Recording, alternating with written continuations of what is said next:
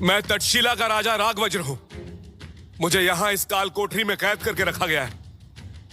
उनकी आवाज सुनकर व्योम ने बिल्कुल हैरानी से पूछा, राजा राघवज्र, आपको मेरा नाम कैसे पता? राजा ने तुरंत उसे जवाब दिया, इसका जवाब तुम्हें तब मिलेगा जब तुम मेरी रानी को ढूंढोगे।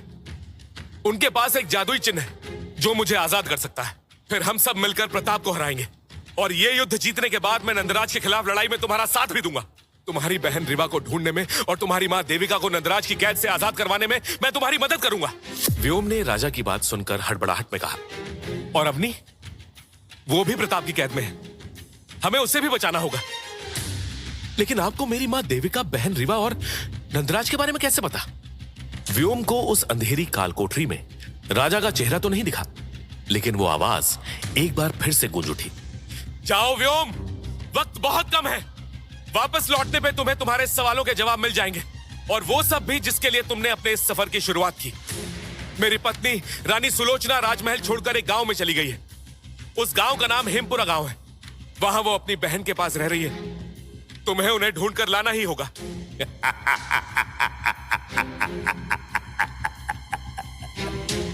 अचानक कालकोठरी में एक भयानक आवाज गूंज उठी। व्योम ने चारों तरफ देखकर कहा, यह आवाज कहां से आई?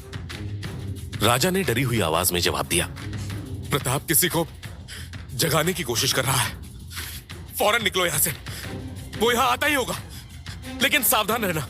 उसके आदमी चारों ओर भटक रहे हैं। और याद रखना, रानी मुझसे एक बात को लेकर बहुत नाराज है, इसीलिए वो आसानी से मानने वाली नहीं है। तुम उन्हें ये लाल रुमाल दे देना। अचानक राजा ने एक लाल रुमाल निकाला, जिसपे सुनहरे रंग के चमकीले धागों से शाही मुहर बनी थी। व्योम ने रुमाल लिया और वो उस अंधेरे सुरंग से निकलने का रास्ता ढूंढने में लग गया। जैसे ही वो सुरंग से बाहर निकला, उसे एहसास हुआ कि कोई उसका पीछा कर रहा है। उसने पीछे मुड़कर देखा तो उसे कुछ काले साए नजर आए। जब वो उन सब से बचता हुआ महल से बाहर निकला तो उसने हवा में अजीब सी गंध महसूस की।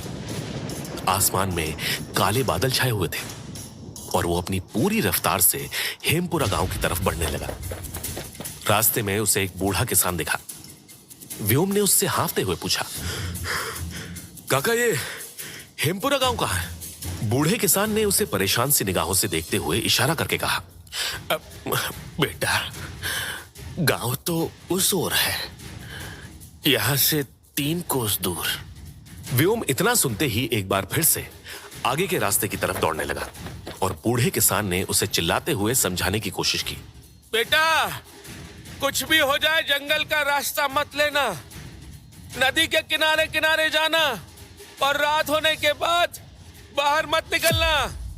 व्योम ने तेजी से दौड़ने की वजह से उस बूढ़े आदमी की बात पर ध्यान नहीं दिया और जंगल के पास पहुंचते ही उसे झाड़ियों के पीछे से अजीब सी आवाजें सुनाई देने लगी। एक जगह उसे रास्ते में खून के धब्बे नजर आए। तभी अचानक उसने देखा कि आगे की तरफ 5 काले कपड़े पहने हुए योद्धा उसी दिशा में जा रहे थे। व्योम ने एक बड़े पेड़ के पीछे छुपकर उनकी बातें सुनी। नए राजा प्रताप का आदेश है कि हेमपुरा गांव में जो भी रानी सुलोचना को ढूंढने आए, हमें पहले उसे मारना होगा। उसके बाद इस गांव में छिपी रानी सुलोचना को भी ढूंढकर खत्म करना होगा। व्योम तुरंत पेड़ के पीछे से निकलते हुए चिल्लाया, तुम सब रानी सुलोचना को ढूंढने आए हो, लेकिन तुम पांचों इससे आगे नहीं जा सकते। व्योम को देखकर उन पांचों ने अपनी तलवार निकाल ली और एक मुस्कुराकर बोला, जिसे हम इतनी देर से ढूंढ रहे थे, वो इतना मूर्ख होगा कि खुद हमारे सामने आ जाएगा। यह तो हमने नहीं सोचा था। वो पांचों पूरी ताकत के साथ व्योम की तरफ दौड़े और व्योम चीख उठा, जल शक्ति खत्म करो इन्हें। तुरंत व्योम के शरीर से पानी से बने 4 विशालकाय गोले निकल पड़े, जिनमें से नीली चमक भी निकल रही थी। वो गोले जैसे ही उन सबके सीने से टकराए, वो पांचों के पांचों हवा में उड़ते हुए गिर पड़े और उनकी ही तलवार उठाकर व्योम एक एक करके उन्हें खत्म करने के बाद हेमपुरा गांव जा पहुंचा। गांव देखने में बहुत सुंदर था, लेकिन वहां भी अजीब सी खामोशी थी। गांव में व्योम ने कुछ लोगों से रानी के बारे में पूछा। पहले तो वो लोग उससे बात नहीं करना चाह रहे थे, पर फिर एक बुजुर्ग औरत ने उससे डरते हुए कहा, बेटा, आजकल इस गांव के लोग अजनबियों पे भरोसा नहीं करते, क्योंकि यहां अक्सर कुछ काला जादू करने वाले लोग आते रहते हैं। व्योम ने तुरंत राजा का लाल रुमाल दिखाते हुए कहा, दादी, मुझे यहां पर राजा राघवज्र ने भेजा है। शाही मुहर देखकर उस औरत का रवैया बदल गया। वो हैरान होकर बोली, ओह, तो तुम रानी को ढूंढने आए हो? वो अपनी बहन रचना के घर पर होगी। वो गांव के आखिरी हिस्से में है। लेकिन बेटा, सावधान रहना। पिछले कुछ घंटों से यहां काला कपड़ा पहने कुछ योद्धाओं की छोटी छोटी टुकड़ी भी रानी सुलोचना को ढूंढ रही है। कहीं तुम्हारी वजह से रानी के लिए मुसीबतें ना बढ़ जाएं। व्योम का दिल और जोर से धड़कने लगा। वो तुरंत उस घर की ओर पूरी रफ्तार से दौड़ा और उसके कदम उस गांव के बिल्कुल आखिरी हिस्से में मौजूद एक सुंदर लेकिन छोटे से घर के सामने जा रुके। बगीचे में सुंदर फूल खिले हुए थे। हवा में तनाव था। व्योम ने बिना सोचे उस घर का दरवाजा खटखटाया। दरवाजा खुला तो एक अधेड़ उम्र की औरत सामने खड़ी थी। उसके चेहरे पर चिंता साफ दिख रही थी। वो फौरन बोली, तुम कौन हो और यहां क्यों आए हो? व्योम ने विनम्रता से कहा, मैं व्योम हूं, मुझे रानी सुलोचना से मिलना है। ये देखिए, राजा राघवज्र का रुमाल। उस औरत का नाम रचना था। उन्होंने रुमाल देखा तो उनकी आंखें चौड़ी हो गईं और वो धीरे से बोली, क्या राजा किसी मुसीबत में है? व्योम ने उन्हें सच बताया। जी हां, राजा राघवज्र को उनके सेनापति प्रताप ने कैद कर लिया है। रानी सुलोचना के पास जो जादुई चिन्ह है, उसी से राजा को मुक्त किया जा सकता है। इतने में घर के अंदर से कुछ बर्तन गिरने की आवाज आई। फिर एक कोमल लेकिन दृढ़ आवाज में एक औरत बोल पड़ी, कौन है बाहर? रचना। रचना ने जवाब में कहा, दीदी, कोई लड़का आया है, कहता है राजा साहब मुसीबत में। ये अपने साथ उनका शाही रुमाल भी लाया है। घर के अंदर से तेज कदमों की आवाज आई और अगले ही पल रानी सुलोचना घर के दरवाजे पर आई।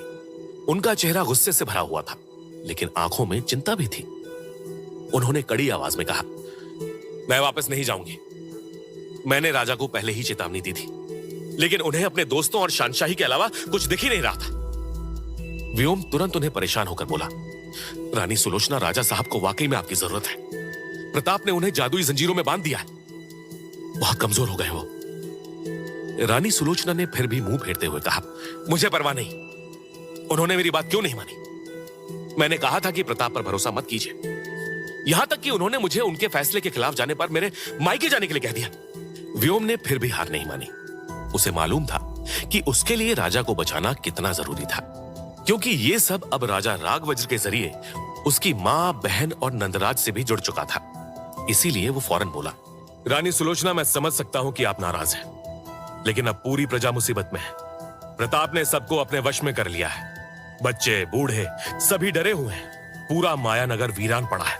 यह सुनकर रानी सुलोचना के चेहरे का भाव थोड़ा नरम हुआ। वो घबराकर बोली, क्या मतलब? व्योम ने उन्हें पूरी बात बताते हुए कहा, शहर में अजीब सी खामोशी है। लोग अपने घरों से बाहर नहीं निकल पा रहे हैं। जो निकलते हैं वो कुछ अजीब से बन जाते हैं, जैसे उनके अंदर की आत्मा ही बदल गई हो। रानी की छोटी बहन रचना ने तुरंत घबराकर कहा, दीदी, कल रात मैंने भी अजीब सी आवाजें सुनी थी और आज सुबह कुछ काले कपड़े वाले आदमी भी यहां से गुजरे थे। शायद यही वजह है कि हमारे गांव में इतना सन्नाटा पसरा हुआ है। रानी सुलोचना ने चिढ़कर कहा, यही तो मैं कहती थी, लेकिन उन्हें लगता था कि वो सब कुछ अकेले संभाल लेंगे। मैं शुरू से जानती थी कि ये प्रताप के पास कुछ काली शक्तियां हैं। उनकी बात को सुनकर व्योम ने हैरानी से पूछा, कैसी काली शक्तियां? रानी सुलोचना उसे घर के अंदर लाते हुए बोली, वो इंसानों को अपने वश में कर लेता है, लेकिन मुझे कुछ वक्त पहले पता चला कि वो मुर्दों को भी जिंदा करने की कोशिश कर रहा है। व्योम ने तुरंत अपनी मुट्ठी कसते हुए उनसे कहा, तो फिर आपको जल्दी चलना चाहिए, उनकी जान खतरे में है। रानी सुलोचना एक ही पल में अपने ख्यालों में खो गई और उन्होंने धीरे से कहा, प्रताप अगर मुर्दों को जगाना सीख गया है तो यह पूरे राज्य के लिए बहुत ही बड़ा खतरा हो सकता है। उनके इतना बोलते ही अचानक आसमान में बादल और ज्यादा काले होने लगे। हवाओं का रुख भी बदलने लगा। यह देखकर रानी बोल उठी, लगता है प्रताप की शक्तियां जाग रही हैं। मुझे तैयारी करनी होगी। हम दोनों आज शाम को ही मायानगर की ओर निकलेंगे, लेकिन हमें सावधान रहना होगा। उसके आदमी पहले से ही मेरी तलाश में है।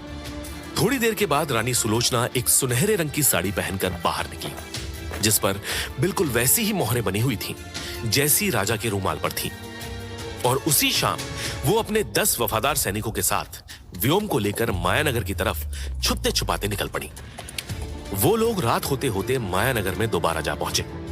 वहां जो खामोशी थी वो देखकर व्योम परेशान होकर बोला, हमें राजा राघवज्र को जल्दी से जल्दी छुड़ाना होगा।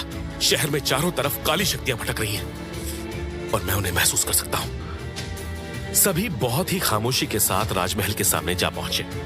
उन्होंने देखा कि वहां बहुत सारे सैनिक थे, लेकिन अजीब बात यह थी कि वो सब बहुत शांत थे। उनका शरीर बिल्कुल भी हिल नहीं रहा था। यह देखकर व्योम धीरे से बुदबुदाया, हमें सावधान रहना होगा, कुछ तो गड़बड़ है यहां। ये सैनिक असली नहीं लग रहे मुझे। एक सैनिक ने अपनी तलवार निकालते हुए फौरन कहा, इनकी आंखें बिल्कुल खाली हैं, ये जिंदा नहीं लग रहे। व्योम ने महसूस किया कि हवा में एक अजीब सी गंध थी और वो धीरे से बोला, ये मुर्दों की गंध है। शायद उसने मुर्दों को अपनी काली शक्तियों से जगाना शुरू कर दिया है। वो सभी फौरन बिना कुछ सोचे महल के खुफिया रास्ते से अंदर घुसे, लेकिन अंदर का नजारा देखकर उनके होश उड़ गए। ना व्योम को कहीं प्रताप दिखा, ना अवनी, और ना ही राजा राघवज्र। दिखी तो राजमहल के दरबार में 3 मंत्रियों की लाशें, जिनका खून अभी भी ताजा लग रहा था। यह देखकर व्योम चीख पड़ा, ऐसा लग रहा है जैसे यहां मेरे ना रहते हुए बहुत ही भयंकर लड़ाई हुई है। प्रताप कहां है? और राजा राघवज्र भी अपनी कालकोठरी से गायब है। और अवनी, क्या वो ठीक होगी? व्योम बहुत ही ज्यादा परेशान था। अचानक हॉल में एक भयानक हंसी की आवाज गूंज उठी। आवाज इतनी डरावनी थी कि सारे सैनिकों के हाथ पैर पत्थर की तरह जम से गए। प्रताप! वो बेचारा तो मर गया और तुम सबका असली राजा जिंदा हो चुका है। व्योम ने तुरंत उस आवाज की दिशा में देखा तो सिंहासन पर प्रताप का शरीर बैठा था, लेकिन उसके लंबे चौड़े शरीर पर चेहरा किसी और का ही था। वो एक काली शक्ति लग रही थी, जिसके मुंह से काला धुआं बाहर निकल रहा था। उस काली शक्ति की डरावनी आवाज एक बार फिर से महल के उस दरबार में गूंज उठी। मैं ही हूं वो प्राचीन शक्ति जिसे प्रताप इतने वक्त से जगाने की कोशिश कर रहा था, लेकिन उस मूर्ख को यह नहीं पता था कि मेरे जागने के बाद वो मुझ पर काबू नहीं, बल्कि मैं खुद उस पर काबू कर लूंगा। रानी सुलोचना, उम्मीद है कि तुम मुझे यानी तक्षशिला के पहले राजा को पहचान रही होगी। मैं हूं तक्षशिला का पहला राजा, कालदंड, जिसने हजारों साल के बाद आजाद होकर इस सेनापति प्रताप के शरीर पे कब्जा कर लिया है। कालदंड मायानगर का पहला राजा था, जिसे हजारों साल पहले उसकी काली शक्तियों की वजह से मार दिया गया था। लेकिन प्रताप ने अपने फायदे के लिए उसे जगा दिया और कालदंड की काली शक्तियां प्रताप के ही शरीर में समा गईं। यह सब देखकर व्योम गुस्से से चीखा, राजा राघवज्र कहां है? उनके साथ क्या किया तुमने? कालदंड ने जमीन पर पड़ी हुई एक लाश को उनके सामने दे फेंका, जिसे देखते ही रानी सुलोचना दौड़ते हुए चीख पड़ी, स्वामी, स्वामी, क्या हो गया आपको? उनकी आंखों से आंसू बहने लगे। ये देखकर कालदंड बोल पड़ा, प्रताप ने राजा राघवज्र को कई दिन पहले ही मार दिया था। अब रोने का कोई फायदा नहीं है, वो अब कभी लौट कर नहीं आएगा। कालदंड की बातें सुनकर व्योम की आंखें फटी की फटी रह गई। अगर राजा राघवज्र कई दिन पहले मर चुके थे, तो पिछली रात उस कालकोठरी में जिसने व्योम को रुमाल दिया था, वो कौन था? क्या व्योम कालदंड को हरा पाएगा? क्या उसे हराकर वो अपनी बहन रिवा और नंदराज की कैद में बंद अपनी मां देविका को आजाद करा पाएगा? जानने के लिए सुनिए इस कहानी का अगला भाग।